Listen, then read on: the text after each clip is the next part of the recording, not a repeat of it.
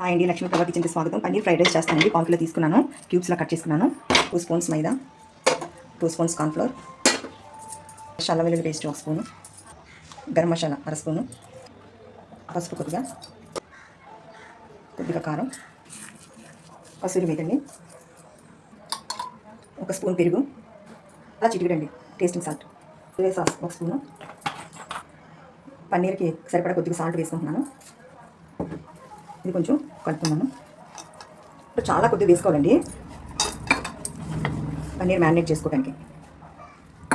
మీకు కావాలంటే కలర్ కూడా వేసుకోవచ్చండి. రెస్టారెంట్లో కలర్ వేస్తారు కదా, నేను వేసుకోవట్లేదు. ఇది స్లోగా వేసి నెమ్మదిగా కలుపుకోవాలండి. పన్నీర్ కదా కట్ అయిపోద్ది, స్లోగా కలుపుకోవాలి. అది పెట్టుకున్నాను. ఇలా బాయిల్ పెట్టుకుంటాను. కొంచెం పక్కన పెట్టుకుందాము.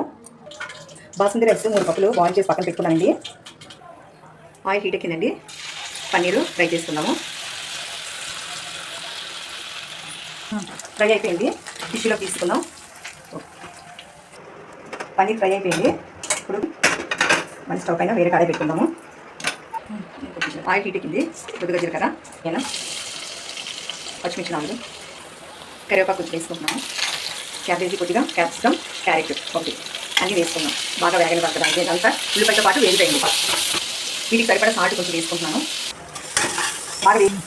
బాగా వేగిపోయిందండి. కొద్దిగా అల్లం వెల్లుల్లి పేస్ట్,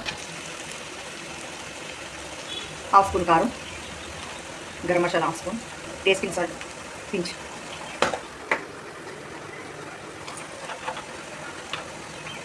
సోయా సాస్ 1 స్పూన్ వేసుకుంటున్నాను. సాల్ట్ చూసి వేసుకోండి, నేను ఆల్రెడీ కొద్దిగా వేసుకున్నాను. పీసెస్ వేసుకుంటున్నాను.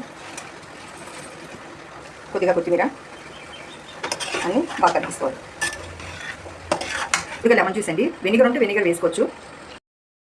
ఏంటండి, బౌల్లోకి తీసుకుందాం. ఓకేనండి, పన్నీర్ ఫ్రైడ్ రైస్ రెడీ అండి. మీరు టేస్ట్ చేసి చెప్పండి. మా లక్ష్మీ ప్రభా కిచెన్ సబ్స్క్రైబ్, లైక్, షేర్ చేయండి. Thank you.